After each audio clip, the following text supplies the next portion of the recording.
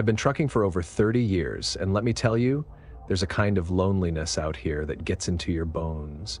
Most folks can't handle it, the long hours of nothing but the hum of the engine and the darkness stretching for miles. But me? I like the solitude. It keeps the world at arm's length. That's what I thought, anyway. It was sometime past midnight when my rig coughed. Just a little sputter, barely noticeable. I glanced at the dash. Nothing, no warning lights, no signs of trouble, just an old familiar stretch of US Route 50, the so-called loneliest road in America. If you've never driven it, let me paint you a picture. Miles and miles of desert scrub, not a soul in sight, just a two-lane ribbon of pavement cutting through the middle of nowhere. If you break down out here, you're on your own. I tried to ignore the sound, but 20 minutes later, my engine let out a final, sickly wheeze and died. The truck coasted to a stop on the shoulder, the headlights stretching uselessly into the empty night. The second the engine cut out, the silence rushed in, thick and heavy. I sat there for a minute, gripping the wheel. I'd maintained my truck religiously, never gave me trouble. I turned the key, hoping it was a fluke, but all I got was a pathetic clicking sound. I exhaled through my nose, flicking on my hazards and reaching for my CB radio. Breaker 19, anyone out there? Got a dead rig on 50, about an hour east of Eerie. Anyone got ears on? Static. I tried again, louder this time. Nothing. I grabbed my phone, but of course no signal. Out here, the desert swallowed everything, even the airwaves. Fine, I'd seen worse. I popped the hood, grabbed my flashlight, and stepped into the night. The heat hit me first. Even past sundown, the desert held on to the day's warmth like a furnace. But something about it was wrong. The air felt too still. Even in the dead of night, there should have been wind, some distant rustling of dry grass or the cry of a coyote. Nothing. I shined my flashlight over the engine, but hell if I knew what I was looking for. No leaks, no loose hoses, everything looked fine, but the damned thing wouldn't start. That's when I saw the headlights, faint at first, a pair of dull yellow orbs cresting the horizon. Relief surged through me. Maybe another trucker, maybe even someone who could help. I stepped out onto the road, waving my flashlight. The vehicle rolled closer. It wasn't a semi. It was a rusted-out old Ford Bronco, its paint sun-faded and peeling. Something about it made my stomach knot up. The way it moved, slow, deliberate, like it was sizing me up. The Bronco came to a stop a few yards ahead of my rig. The driver's door creaked open, and a man stepped out. Tall, lanky, clothes worn and dusty like he'd been on the road for days. He had a face like a weathered leather glove, skin stretched thin over sharp cheekbones. He looked at me the way a butcher looks at a side of beef. Truck trouble? His voice was rough, like gravel scraping over metal. I hesitated. There was something off about him. Maybe it was the way he didn't blink. Maybe it was the way he stood too still, too controlled, like he was waiting for me to make a wrong move. Yeah, I said carefully. Died on me out of nowhere. No warning lights, nothing? He nodded, stepping closer. Mind if I take a look? I wanted to say no. Every instinct screamed at me to keep him at arm's length. But I was stuck, and he was the only person around. Sure, I said. He walked over, moving slow, deliberate, not like someone trying to help, more like someone savoring the moment. I stayed a few steps back as he leaned under the hood. He didn't touch anything, didn't ask any questions. He just stood there, staring at the engine like he was listening to it breathe. Seconds stretched into minutes. My skin prickled. See anything wrong? I asked. He didn't answer. Not at first, he just kept staring. Then he turned his head, just enough to look at me over his shoulder. Looks like you're in a bit of trouble. His voice had changed. Something in it. Amusement? Anticipation? I forced a chuckle. Yeah, tell me something I don't know. He straightened, dusting off his hands. I got a place not far from here, just off the highway. Got tools, could tow you in, get you fixed up. My gut went ice cold. No, absolutely not. I appreciate it, but I'll wait for a tow. Someone will come through soon enough. He tilted his head, his expression unreadable. You sure? It's a long way to the next town. Could be hours before anyone else comes through. He took a step closer. I held my ground.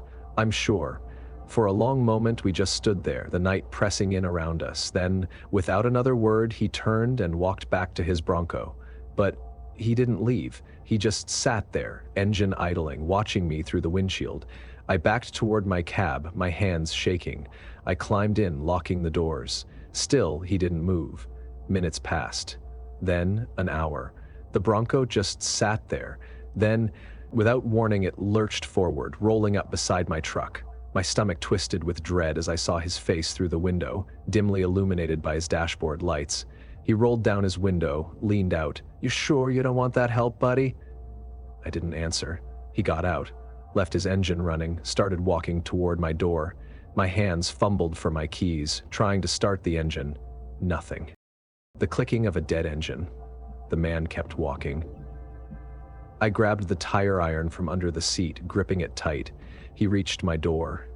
Knocked. "Open up." I didn't move. He knocked again, harder this time. "Don't make this difficult." I was out of options. My mind raced. If he got that door open, I'd have to fight. I tightened my grip on the tire iron, ready to swing. Then, headlights.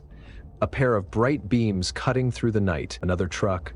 The man froze, his hand still on the door handle. He looked over his shoulder, eyes narrowing. For a second, I thought he was going to try anyway, but then he turned and walked back to his Bronco, climbed in, slammed the door. He peeled out, disappearing into the night. The other trucker pulled up behind me. I was too shaken to get out at first. When I finally did, the guy, another long-haul driver, asked if I was okay. I told him what happened. He frowned. "Ain't the first time I've heard about that Bronco." Later, a mechanic told me the same thing. Truckers had gone missing out there. All of them broke down. All of them saw a rusty Ford Bronco before they vanished. I don't stop on Route 50 anymore, and I never, ever take help from strangers. You spend enough years on the road and you start to notice patterns. Stories that get passed around.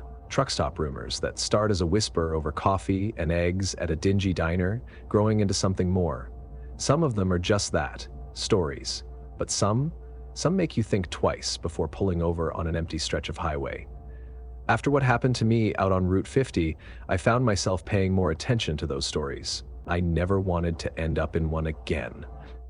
That's how I first heard about the rest stops that eat people. I was parked at a truck stop outside Little Rock when I met a guy named Trevor Hayes. Younger than me, maybe mid-30s, but he had that same look all long-haul drivers get after enough time. Eyes sunken, fingers wrapped around a styrofoam cup like it was keeping him tethered to reality. We got to talking, and eventually I told him about the man in the Bronco. He listened without interrupting, nodding at the right places, but when I finished, he didn't look surprised. "Yeah," he muttered, stirring his coffee. "I got one for you. Happened to me about a year ago, out near the Ozarks. You ever stop at rest areas in the middle of the night?" I shook my head. Good, keep it that way. I'd been running a late-night haul through Arkansas, deep into the Ozarks. It was a quiet route, mostly long stretches of winding roads cutting through dense trees, the kind of place where civilization felt like an afterthought. I'd been driving for hours, the kind of hours where your brain starts to fog over and your body begs for sleep. But I wasn't near any major truck stops, just the occasional exit sign pointing towards some nameless, half-forgotten rest area. Finally, I saw one. Rest stop 2 miles. Perfect timing. I figured I'd pull in, stretch my legs, maybe catch a few hours of sleep before hitting the road again. I'd done it plenty of times before. When I rolled into the lot, though, something felt wrong. It wasn't abandoned, not entirely. There were 2 other semis parked at the far end, but their cabs were dark. No movement inside, no idling engines, just parked rigs sitting there, empty. The rest stop itself was nothing special, just a small lot, a few picnic tables, and a run-down restroom building with a flickering yellow light above the entrance. No vending machines, no gas station, just isolation. The kind of place that felt like it had been forgotten by time. I cut the engine and sat there for a moment, letting the silence settle around me. No wind, no crickets, just the kind of dead, suffocating stillness that makes your skin crawl. Then I saw him. A man standing near the vending machine, or at least where one used to be. The machine itself was long gone, just an empty concrete slab where it had once sat. The man was tall, wearing a hooded sweatshirt, his hands stuffed into his pockets. He wasn't doing anything, just standing there, too still. I looked away for half a second. When I looked back, he was gone. I exhaled, rubbing my eyes. Maybe I was more exhausted than I thought. Either way, I wasn't about to wander around some empty rest stop in the middle of nowhere. I grabbed my thermos, took a long swig of coffee, and decided to get some sleep. Climbing into the sleeper cab, I shut the curtains and stretched out on the mattress, listening to the stillness outside.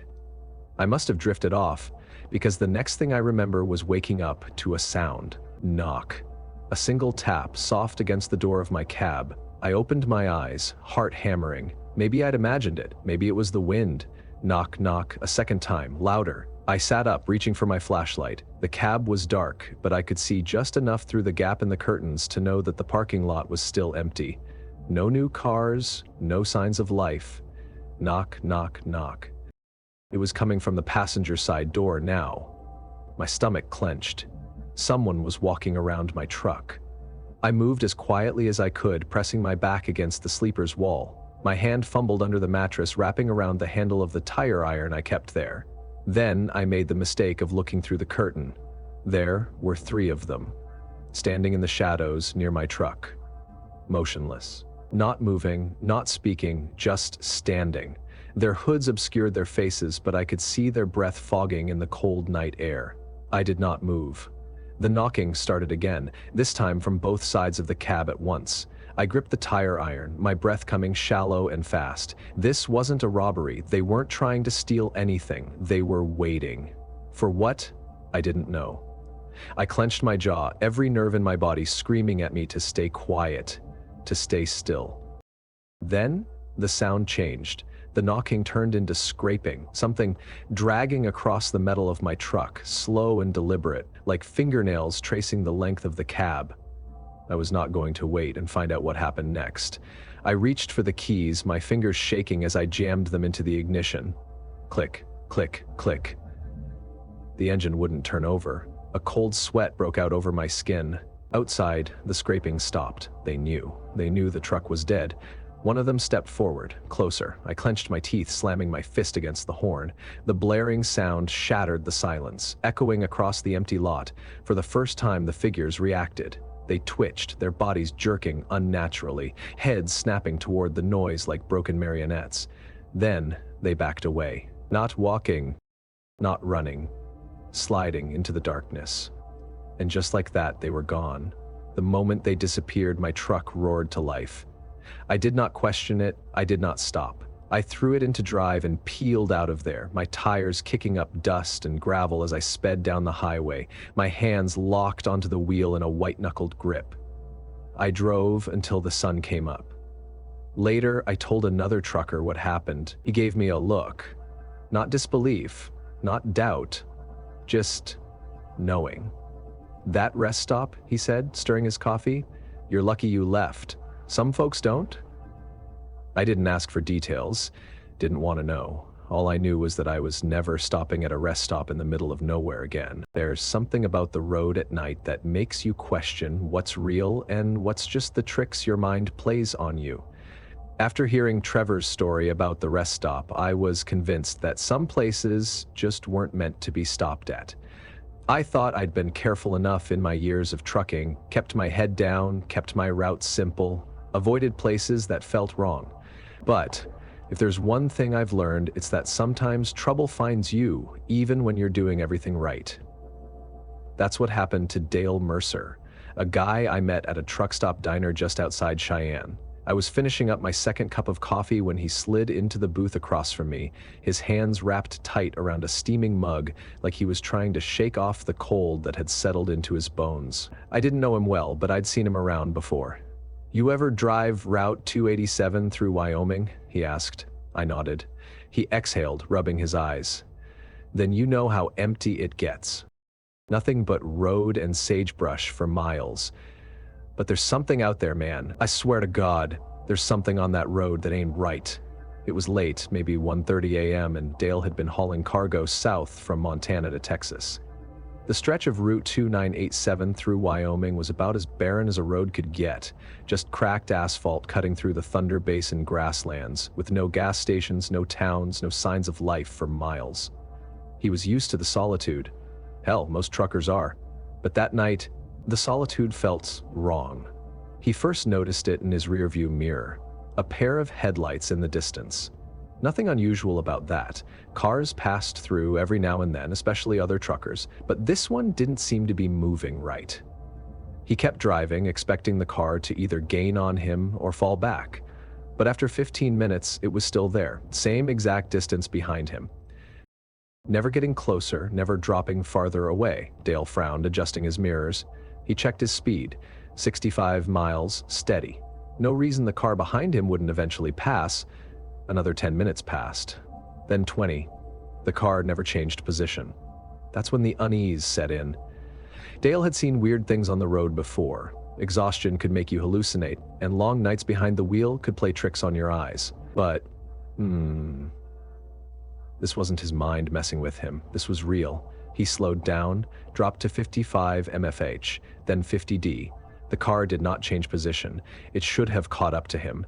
At this speed, it should have either passed or dropped back, but it just stayed there, sitting in the same spot in his rearview mirror, like a shadow that refused to move. That was the moment Dale's gut told him something was wrong. He tapped his brakes, flashing his taillights to send a message. "Go around me." The car didn't react. Dale tightened his grip on the wheel.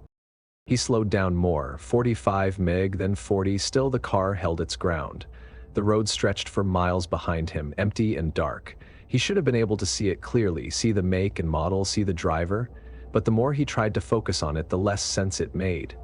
The headlights were there, but the shape of the car was wrong, blurry almost, like it was sitting in a patch of heat distortion, even though the air was cold as hell. His stomach twisted. He let off the gas completely. The truck slowed to a crawl, 35 myths, then 30.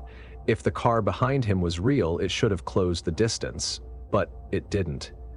Dale's breath came shallow. That was impossible. The only way for a car to stay at the exact same distance, no matter his speed, was if it wasn't really there. Sweat beaded at his temple, despite the chill in the air. He slammed on the brakes. The truck shuddered to a stop, tires screeching against the pavement. His heart pounded as he stared into the rearview mirror, expecting the car to finally come barreling toward him, to close the distance in a rush of headlights and metal. But when he looked, the road was empty. The car was gone. Nothing but the cracked pavement stretching into darkness, untouched by any sign of life.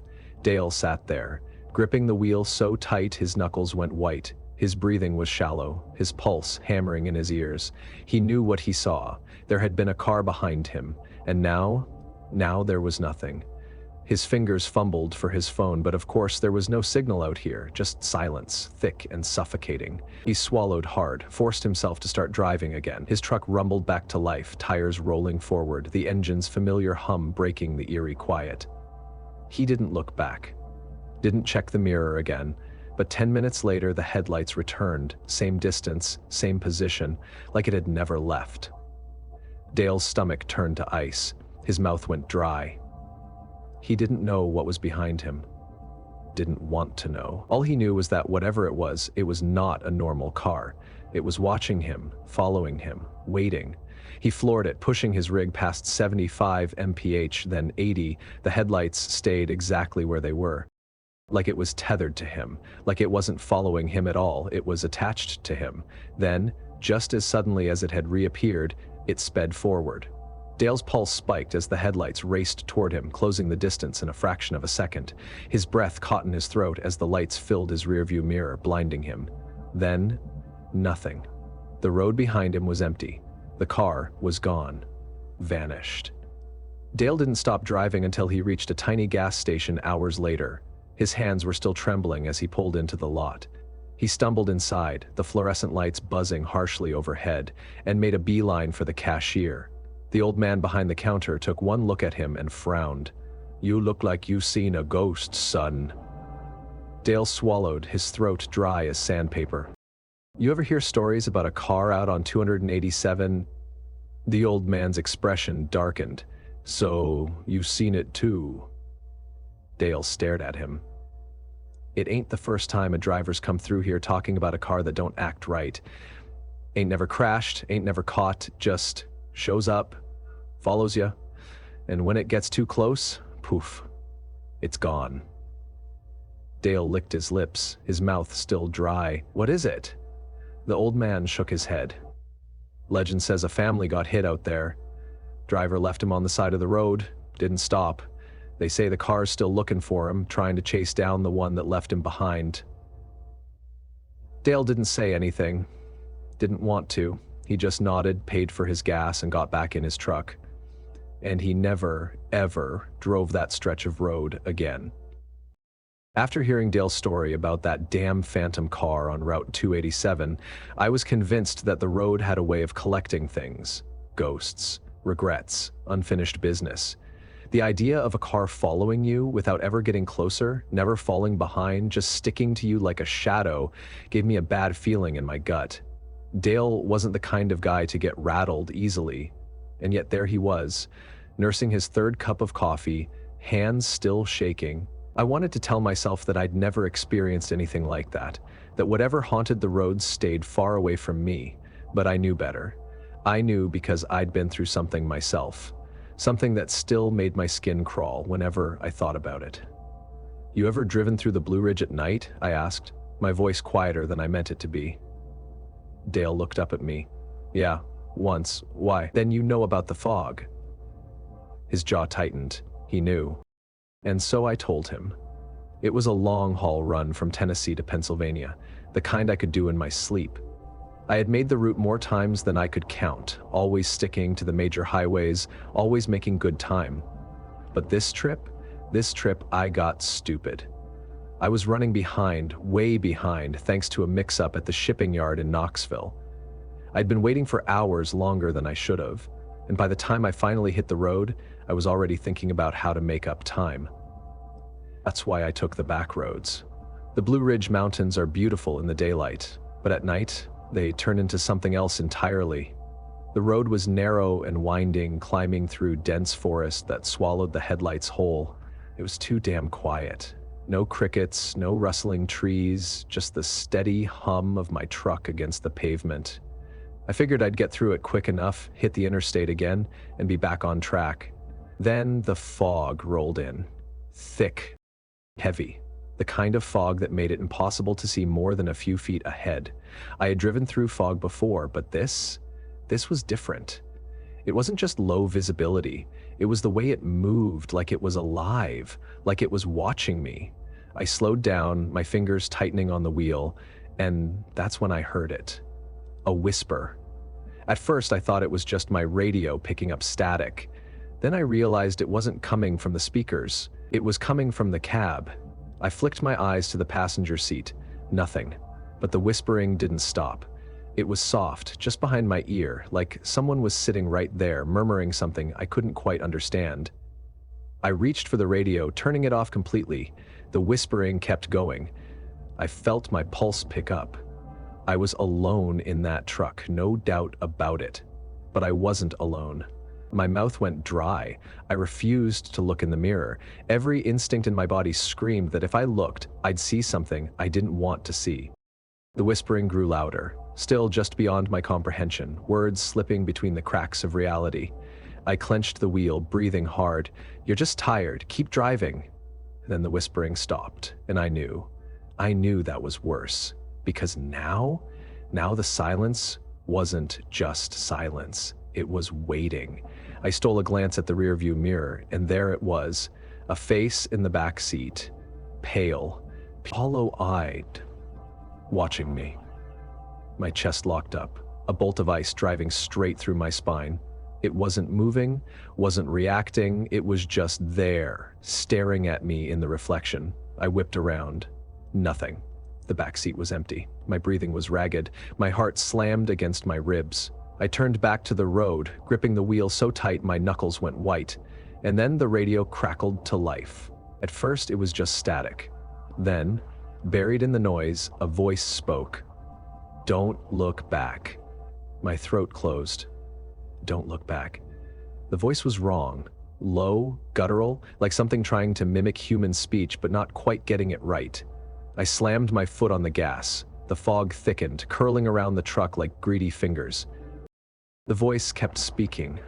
"Don't look back. Don't look back. Don't look back." I shut my eyes for half a second, shaking my head. When I opened them, the face was in the mirror again. Only this time, it was closer. I let out a shaky breath, forcing myself to keep my eyes on the road. The voice in the radio distorted, turning into something else, something less human. And then, just as suddenly as it started, the fog lifted. The road stretched out before me, clear as day. I kept driving, my hands slick with sweat. It took me 2 more hours before I pulled into a truck stop, shaking so bad I could barely step out of the cab. I didn't sleep that night. Didn't talk to anyone about what I'd seen, but a few weeks later I overheard a guy at another truck stop talking about driving through the Blue Ridge at night.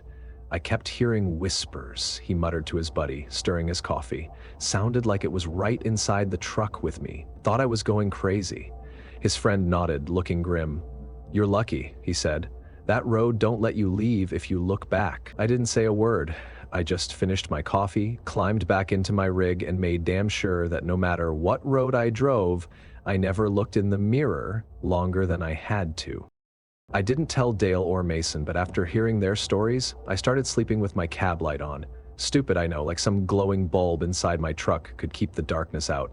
But after what Mason described, the whispering, the face in the mirror, the voice on the radio telling him not to look back, I wasn't taking any chances. I've always believed the road had its own kind of memory.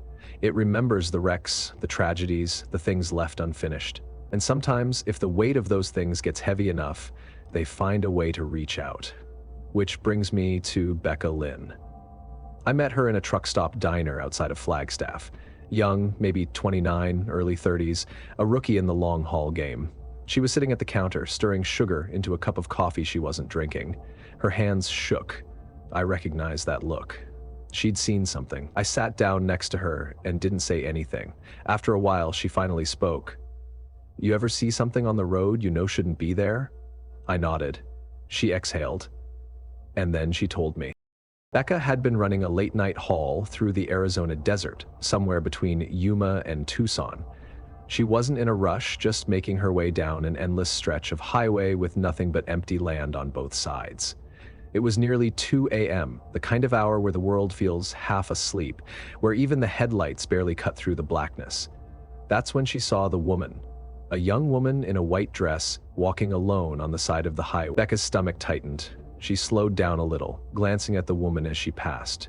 Her dress was old-fashioned, like something from the 1950s. It was clean, too clean for someone walking out in the desert. No dust, no dirt. Her feet were bare, pale against the cracked pavement. But what stuck with Becca the most was her face. Or rather, the fact that she didn't seem to have one.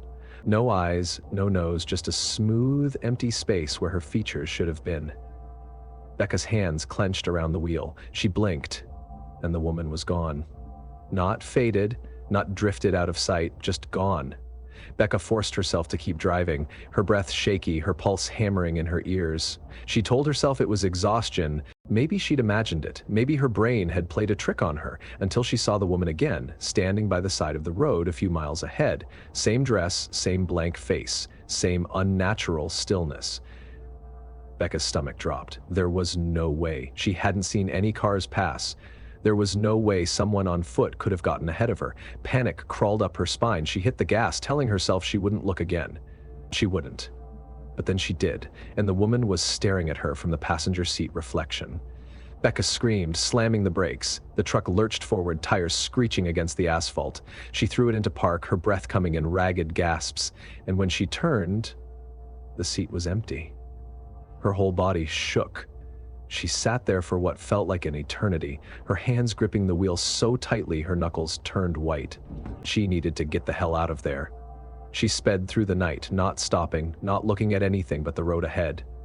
By the time she pulled into a tiny roadside diner, the sun was coming up. She stumbled inside, looking like she'd seen a ghost. An older trucker sitting at the counter noticed her. "You all right, kid?" he asked. She didn't answer at first, just shook her head. Then, in a trembling voice, she told him what she saw. The old trucker's face went pale. He put his coffee down. "You saw her?" he muttered. Becca frowned. You know about her? The trucker nodded. Ain't the first time she's been seen out there. Some say she was a hitchhiker back in the 50s. Got picked up by the wrong man, never made it home. He swallowed hard. She still walks the road, looking for a ride that never comes. Becca sat there, staring down at her coffee. She got in my truck, she whispered. The trucker's face darkened. Then you're lucky you stopped. She looked at him. Why? He exhaled. Because the ones that don't stop, they find her in the cab again, closer this time. Every time. He pushed his coffee away. Until the last time, when she finally gets what she wants. Becca never took that route again, and she never drove through the Arizona desert alone at night. Becca's story about the silent hitchhiker had shaken me more than I cared to admit. I didn't let it show, but hearing about that thing sitting in her passenger seat reflection made my skin crawl. I've always told myself that the scariest things on the road are the living. The ones who mean you harm, the ones who lurk in truck stops, waiting for the right opportunity. But after everything I'd heard that night, I wasn't so sure anymore. That's when Lenny spoke up. Lenny Carver was an old-school trucker, been on the road for nearly 40 years. He had that look about him, weathered, tired, like the road had carved itself into his bones. He'd been sitting at the end of the counter, quiet through most of our conversation. But when Becca finished, he exhaled slowly and said, "That reminds me of something. Happened to me about 10 years back, out in Mississippi. I still don't know what the hell it was, but I know one thing. Whatever I stopped at that night, it wasn't real." And just like that, the whole diner went silent. Lenny had been running a long overnight haul, trying to make up time after a late start. He'd been driving for hours, crossing into Mississippi around 2:30 a.m., and his fuel gauge was dipping lower than he was comfortable with. Normally, he liked to plan his stops, but he'd miscalculated his last fill-up and was running on fumes. That's when he saw it. A small gas station, just off the highway. It looked old, real old, like something out of the 1950s. The neon sign buzzed dimly, half the letters burned out, but it was clear enough. Gas and goods. Lenny pulled in, relieved. The place was quiet, no other cars, no other trucks. Just one flickering streetlight casting long shadows over the cracked pavement. The pumps were old, the kind with analog dials, the numbers worn and faded from decades in the sun. He stepped out of the cab and stretched, his joints popping. The air was thick with humidity, the kind that made your skin sticky. Somewhere in the distance, a cicada buzzed. Then the station door creaked open. A man stepped out. Tall, thin, too thin. His skin looked stretched, pulled tight over his skull, and his eyes had a strange glassy quality, like marbles shoved too deep into their sockets. "Evenin'?" the man said, his voice dry as paper. Lenny nodded. "How late you open?" The attendant tilted his head slightly. "Always open." Something about that answer made the hairs on Lenny's arms rise. He glanced at the pumps. There was no credit card reader, no digital screen. This was the kind of place that needed an attendant to activate the pump. "I'll fill up," Lenny said. "Cash okay?" The attendant grinned. It wasn't a friendly grin. It was too wide, his lips pulling back too far, showing gums that were dark and unhealthy. "Cash is fine," the man said. Lenny walked toward the pump, but his gut was screaming at him. Something wasn't right. He could feel it in the air, in the way the place felt, too quiet, too detached from the rest of the world. As he lifted the nozzle, he noticed something. The numbers on the pump's display weren't resetting. They were stuck on a price that didn't make sense. $0, 19 cents per gallon. "Hey," Lenny called, "pump's not working." The attendant didn't move, didn't blink. "Ain't worked in a long time," the man finally said. Lenny's pulse stuttered. "Then why the hell you open?" The man's grin widened. "Some folks stop anyway." A heavy silence fell between them. Lenny suddenly felt exposed, like he'd walked into something that had been waiting for him. His eyes flicked to the door of the station. The inside was dim, but he could make out shelves stocked with old, dusty goods, things that looked decades out of date. A newspaper sat on the counter, and when Lenny squinted, his stomach turned. The date on the paper was July 3, 1963. He felt his breath hitch. "What is this place?" Lenny muttered under his breath. The attendant took a single step forward. "You should stay a while," he said, voice low and smooth. "Ain't much traffic through here. Ain't nobody gonna be looking for you for a long time." Lenny's stomach turned to ice. He dropped the nozzle, his instincts screaming at him to move. Without another word, he turned on his heel, heading straight for his truck. The attendant didn't try to stop him, but as Lenny climbed into the cab, something caught his eye. Through the station window, in the dim light of the store, he saw them. Figures standing in the aisles. Dozens of them. Silent, motionless. Their faces just barely visible through the dust-covered glass. They'd been there the whole time. Watching. Waiting. His hands fumbled for the keys. He jammed them into the ignition, praying the truck would start. It did. As he peeled out of the lot, his tires kicking up dust, he caught one last glimpse of the station in his side mirror. For the first time, the attendant moved quickly, stepping off the curb, heading toward the truck, too fast, too unnatural. And as Lenny's taillights faded into the night, the gas station disappeared. Not gradually, not like something vanishing into the darkness. It was just gone, like it had never been there at all. Lenny took a slow sip of coffee, staring into the distance as he finished his story. "Next morning, I checked the map," he said. "Ain't nothing there. No gas stations, no stores, just empty road." Dale let out a long breath. "Jesus," he muttered. Becca shook her head. "Did you ever go back?" Lenny chuckled, but there was no humor in it. "Hell no." I sat there, staring at my half-empty coffee cup, letting the weight of his words settle in. First, a man in a Bronco who never left the highway. Then, figures knocking on a truck in the middle of the night, a phantom car that couldn't be outrun, a voice in the fog warning not to look back, a hitchhiker who found her way into people's trucks, and now a gas station that didn't exist. The road remembers things. And sometimes, when the weight of those things gets too heavy, they reach out. I glanced out the diner window, my rig parked under the flickering neon sign, and in the reflection, for just a split second, I thought I saw someone watching me from the passenger seat. If there's one thing I've learned from my years on the road, it's that not everything can be explained. Some things you see out there, some things you experience, aren't just tricks of the light or exhaustion creeping in. Sometimes the road remembers, and sometimes it wants you to remember too. Each of these stories, whether it's a man in a rusted Bronco watching from the shadows or a voice whispering warnings through the static, carries a lesson, a warning, maybe even a little bit of truth that most people don't want to believe. First, trust your instincts. Earl knew something was wrong the moment that man pulled up in his Bronco, and his gut told him not to accept help. Trevor felt it when the knocking on his rig started, and Dale knew the second that phantom car refused to move like a normal vehicle would. Becca ignored her instincts at first, and the hitchhiker got closer. If there's one thing that keeps you safe on the road, it's knowing when to listen to that little voice in your head telling you to leave. Second, never assume you're alone. The highway can feel empty, especially in the dead of night. But empty doesn't always mean safe. Lenny thought he was pulling into a simple gas station just trying to fill up, but something was waiting for him there. And Mason?